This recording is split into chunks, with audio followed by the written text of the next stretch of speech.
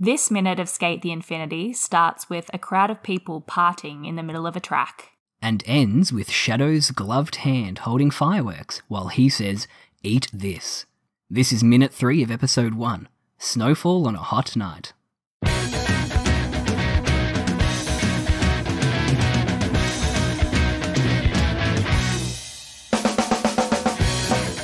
Hello and welcome to Infinite Minute, an anime by minute podcast where we watch Sk8 the Infinity minute by minute and talk about it. My name is Caitlin Matheson. My name is Jonathan Lawrence. And welcome to the show this week. Once again, we have a very exciting minute to talk about, and I think we're ready to just get straight into it this week. Yeah, we're getting straight into the beef. Mm-hmm. So, minute 3. Minute 3. Oh here my we gosh, are. I can't believe we're here already. We start off where we left off with these sirens. One thing we haven't even talked about, and I think we've got to mention it because we've been doing ourselves dirty with this, the music in that first 2 minutes. We kept on forgetting to talk about it, but the track in the background actually goes up pretty much until the end of the second minute, until the air horns came in. Yeah, it does, and I just really love it's just a very cool, funky vibe. Probably not describing it very well, but it immediately sets up the vibe for the show. And I do think that in this minute, the music actually outdoes itself from the first 2 minutes because at the start of the race, the music ramps up. And I immediately was excited for this race. Like I was like, yes, I'm so excited. We're going to get going. It gets you into it really well. I reckon that's the difference between that really cool blue city with like the kind of laid back hip hop vibe versus like as soon as we're in this warm place where sirens are going off and there's like real action in the animation, we've got some like epic guitars, some real rockin' beats. Lame. I hate myself for saying that. No, I know we sound so lame when we're talking about music, but it's cool, okay? Yeah, it's cool. Don't hate us for saying cool, all right? Me. But this is a really cool minute. I mean, we get some real, just fucking amazing animation. Yeah, this is the first time we see some really like full-on race skating with some, I guess, some danger behind it almost. For the first time. Yeah, and the way that they're turning the corners and everything like that.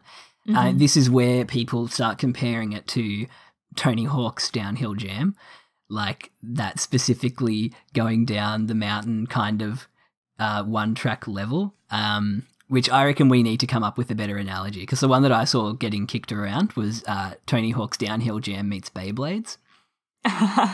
But we need to find like a better way to describe this show. Yeah, I think so. Yeah. It's like free but skateboarding instead of swimming. I don't know. Yeah. We need to find a better way to describe free it. But skateboarding. And no one goes to it. No one has Australian foster parents. Yeah, no. Oh no, I just had flashbacks. G'day, Cobber. How's the swimming going? No, except it's like so much more slower, and I'm traumatized from that. Sorry, no more free talk. No more free talk. I didn't even finish it. So, what I really like in this minute, and it's right at the start of this minute, is we get our first look at the Catmen, who sort of. These kind of behind the scenes guys running the show, I guess, because they've got their little microphones, their little headsets, and they seem to be signaling when things are going to start. Signaling to each other that the things, everyone's ready to go. Yeah, I didn't know whether to call them like, are they workers? Are they volunteers? Like, are they salaried? What's the deal? What's the union like is what I'm getting at. Are there any job opportunities? I think we can probably assume that they are employed by Adam. I that would be my assumption, just based on the, kind of the technology that they have going on. That would be my assumption. And also and especially the fact that, with Tadashi. Yes, yeah, exactly. Being so easily able to integrate himself into them, I think that would be my assumption. Yeah. I mean, they've even got branding on their bomber jackets. They've got the Sk8 logo, the S logo. Yeah, they do. On them. Yeah. So, yeah. I don't know what the pay's like, if they have health benefits or dental. Yeah, do they get holiday leave? What's that like? But it's cool, like they're set up all along the track. You get your first glimpse of the warehouse at the end, even though they don't get all the way there in this race. Yeah, with that little cross shot of the two guys. So I think that's really cool. I love their costume design is so like distinct but simple. Yeah. It's just a very simple little outfit, and I do love that it is so ubiquitous, so common that Tadashi can disguise himself in it later on. Yeah, exactly. One thing that we haven't said, and we're in episode 3, so apologies for this. We're going to talk about the rest of the show, so there are full spoilers for this.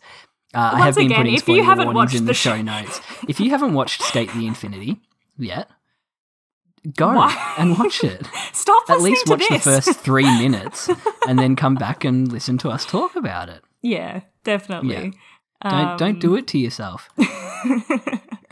Really cool shot, and I reckon this would be like the podcast art. There's a really cool shot of Reki and Shadow as they're about to race, and you've got that black line separating them and the traffic light in the middle. Yes. So that really sketchy black line. This is something that I noticed happens with, I think, almost every beef. They do this shot with the 5 traffic lights, and then the person on the right comes in on the 3rd light, and then the other person comes in on the 4th light, and then they go. Oh. So I'm pretty sure that repeated. Is something that happens repeated throughout the series, because I've noticed it a few times. And then we get really cool mullet chick waving her she's so cool. flag to start the race. She needs a spin-off. There's so many cool people in the background of this shot. Like, there's a cool guy with like an afro sitting on the ground, and his board is like a cloud shape almost. There's a guy that looks like he goes to Shira Torizawa with like a purple jumps tracksuit on. Is it Wakatoshi? I don't know. Yeah, gosh, so many cool people. And you get a better shot of the bottom of Shadow's board, which I was hoping we would get as he takes off. On that shot of the bottom of Shadow's board, you've got some really cool skateboards on the left as well. Some unique, interesting shapes that I don't know would actually work in real life. Yeah. Like how would you skate on that? Afro guy is really cool. Yeah, he is cool. Yeah. The person standing next to him you haven't watched Banana Fish. It does look, I know you're talking about the pro tag of Banana Fish. Yeah. He kind of looks like Ash. Like him. Yeah. Which is funny. I watched the first episode. Same director. Same director, exactly. Yes. Yeah. And I do like just before this we get Shadow. We get a little glimpse of Shadow's tongue piercing. I was going to say, Shadow's got a tongue ring. What's up with that? Which is very cool. Yeah. He has a life outside of S. Yeah. Or more, his life outside of his normal life is Shadow at S. Yeah. I wonder if it's a real tongue piercing or he just has one of those like magnetic ones that he wears for S. Fakes it. I also really love that Oka holds Sketchy like in his hand. And Sketchy's little squeak is so cute. I don't know if you noticed, it's different in the sub and the dub. Why would they do that? Right? This is the opposite of a Pikachu scenario where Pikachu has the same voice actor in the English and the Japanese. They've got 2 different voice actors for Sketchy. I wouldn't even think they would have a voice actor for Sketchy. I would have thought it was just some sort of sound effect. Sound effect, I guess. No, so the Japanese voice actor is Arisa Sekine, and the English voice actor is Syrian Strange, which is a cool name. That is a very cool name. Really cool name. But yeah, Sketchy is the anti-Pikachu, I guess. They needed, I don't know, someone to capture the English voice better, I guess. I guess so. Of a fennec fox. Because we all know what they sound like. Yeah. That famous domesticated pet that we don't know if it's domesticated or not. No. So I guess we get into the race, hey? We do, yeah. We get right into it. It moves so quickly. I just, I'm trying to like watch it in little snippets so that I can actually talk about what's going on, but it just moves so fast. The way they're turning the corners and the last shot that you get of Shadow's glove, you get to see like the kind of, he has a different material on the inside of the glove for turning these corners. Yeah. It's funny because last minute Oka is saying somebody could get hurt just by skateboarding like slowly at a car. And then the actual beef itself looks so dangerous. But they're so throwing dangerous. themselves right into us. Yeah. Right into it. I do love when they turn this first corner and you get a little shot of the drone hovering, because there are these cameras obviously around because you see the screens where they project. I didn't even notice it. But yeah, you got your little drone here in the corner. This is really being bankrolled, isn't it? Yeah, right? I hope they do have a good union. I didn't even notice that drone. Really good catch. Yeah. But the detail of like the circular bits, you can see other people have skated through this. Yeah. Is really cool. Like the lines on the wall where other people have gone. Mm-hmm. It adds to that lived-in feel. Is it like a pipe that has been, like, I'm trying to work out what this curved, it kind of looks like a pipe that's been sort of, but the pipe has been removed? Yeah, or something. Like, yeah, it does, doesn't it? Yeah. Trying to work out exactly what they're skating through, or if it's just wood. Maybe it's just wood and they've built it. I reckon the bit directly after that is where you do get a bit of that. It's not so much uncanny valley, but you can see where the 2D shadow has been put over the 3D background. Yes, I was going to say that. Almost looks a bit video gamey. Yeah, yeah, and you get that 3D kind of feel, like you're moving through the space with them, kind of feeling. Yeah, for sure. The camera work is so good at that as well, following them and really staying with them. It feels like almost those rides that you go on at like Movie World or Dream World. Yeah, the simulator rides. Yes. That's kind of what it feels like. My dad sorry for those simulators. people who aren't from Australia and don't know what Movie World is. Well, I mean, people don't even have simulators. Like, you wouldn't go on a simulator anymore. You'd use like VR or something for the same effect. Oh God, we're so like old. The technology. Like it's not even a thing anymore. I don't know if simulators still exist. That's sad. I used to love them. But when you look at it, really, all it is just you're watching a screen, probably really low definition, and getting moved around in your seat. Yeah. Funny. It does have a simulator feel. This is my favourite line in the whole minute here in the dub. Just after Shadow does his like come and get it kind of motion straight onto the camera, and Reki does his God damn it, he thinks I suck. Like, I just love the energy in it. It's so funny, but it's a really like awesome action shot too of Reki with the hoodie strings waving about. Yeah. And is he wearing his school jacket over his hoodie? This I've been trying to work this out actually, because he does wear that jacket quite a lot. It might have to be something we come back to later after we see him in his school uniform. And we get a really good close-up shot where we get to see his lapel pin with the S logo. That. And they become important later on. They do. Yeah. Almost like what do you call that? What would you call that in plot? Like an object, an important item, but it's not a MacGuffin. I don't know. I lost my train of thought. I don't know either. I don't know. I like the next shot just after this where you see like a little tracking shot of the underside of Reki's board as they're moving. I just think that's a really neat little shot. All of this moving stuff is just so like having to animate the wind like going through their clothing would have just been, and their hair, like all of this stuff would have taken so much time to animate. There's so much movement in the animation. Yeah. It's really alive. Yeah. But then you get these really nice still shots, like those calm before the storm shots where Oka is holding Sketchy, which are really nice kind of. But everyone else is just at the top there, I guess, just kind of standing around while this is happening. Yes. This is my problem with like when people watch Formula 1. I'm like, surely this is boring for you.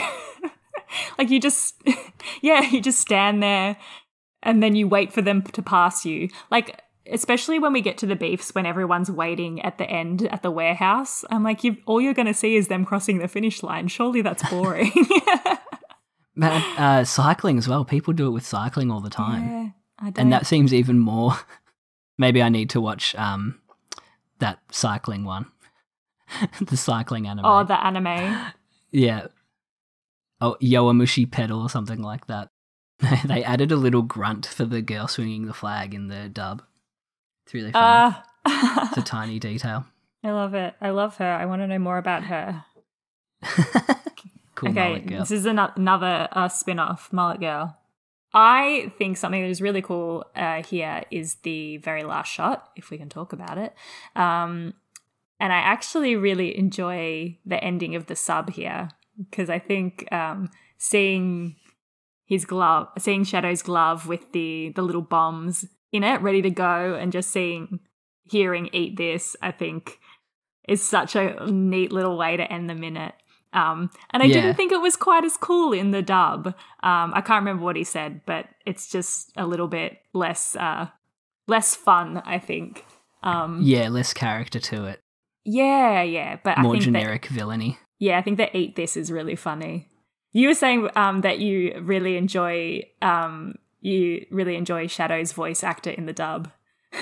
Well, I hadn't heard it before because I haven't seen any like clips of Shadow in the dub or anything like that.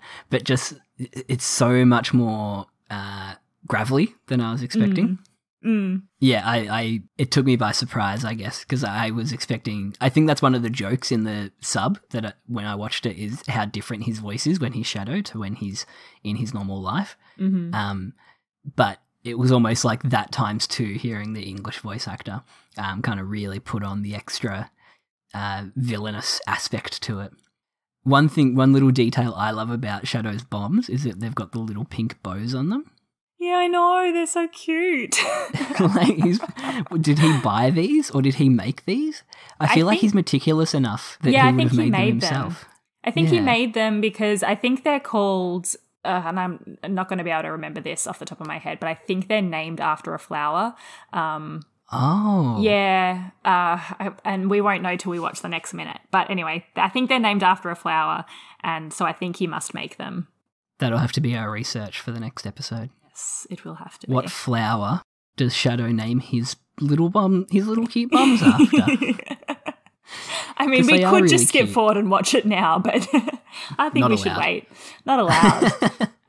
No. I'm actually just wondering, watching this now, if because I'm assuming this, when they turn the corners and they get like the sparks, I think it must be from the gloves, right? Because I think the gloves must have some form of like metal on them, so they're able to go around those corners. But I wonder if he lights these bombs like a flint. The sparks?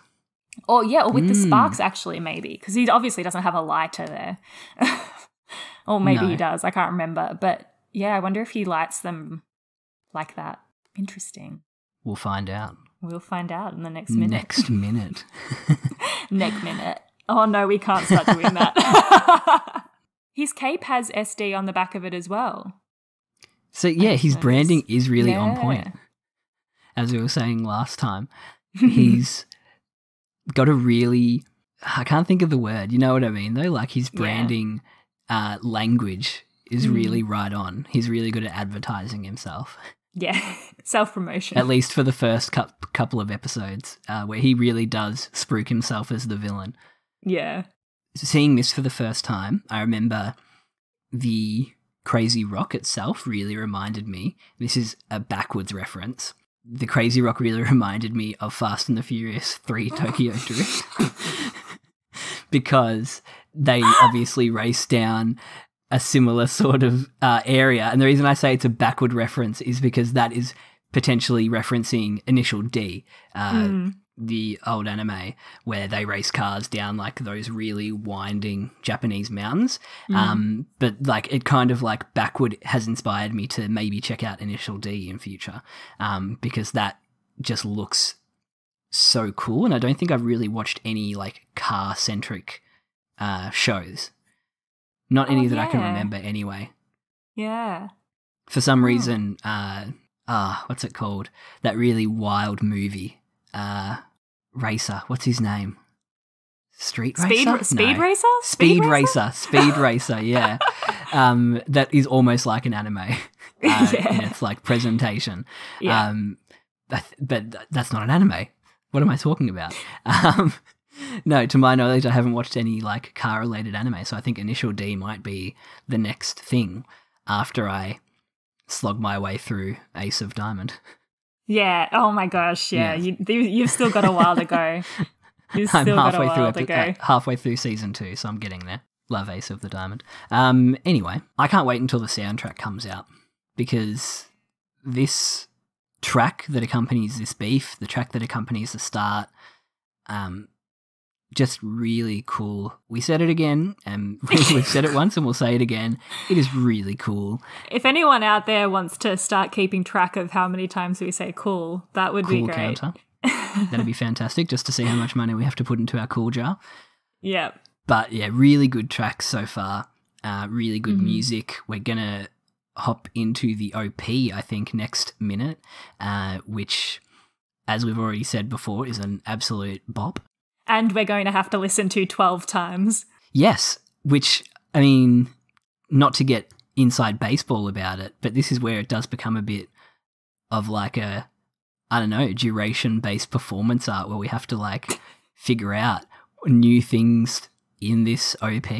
Mm-hmm. I mean, it is pretty crazy. It's pretty wild, the actual visuals. Most of the time when I'm listening to an OP, that's the moment where I'm usually looking down. I don't really watch them, if you know what I mean. I'll listen to it if I really like it, but I don't necessarily watch it, like looking at my phone or eating my brekkie. Yeah. Yeah. No, it is. There is so many things going on in this OP. Anyway, we're getting ahead of ourselves. That's the next episode. We are. Apologies. But yeah, really cool minute. We see our first bit of action on Crazy Rock. God, I hope it's called Crazy Rock. I'm like 99.9% sure it's called Crazy Rock. So I trust you. Yeah. All right. If not, we're going to have a really fun corrections corner next. Corrections alley will be. Sorry. We'll be hanging out in Tropical Bar, correcting ourselves for years if we've called this the wrong thing for 2 episodes. Apologies if we have. But thank you for listening. As always, you can find us at infinite_minute on Twitter and infiniteminutepodcast@gmail.com. Go and watch Sk8 the Infinity. Please, it's a really good show. If you haven't already, stop listening to us and go watch it. We love it. You'll love it. If you love fun, cool things, as we always say, you'll really like Sk8 the Infinity. So go watch it if you can. And thanks for listening. We'll talk to you next time. Goodbye. Bye. Bye. Ta-ta. See you later. Ta-da.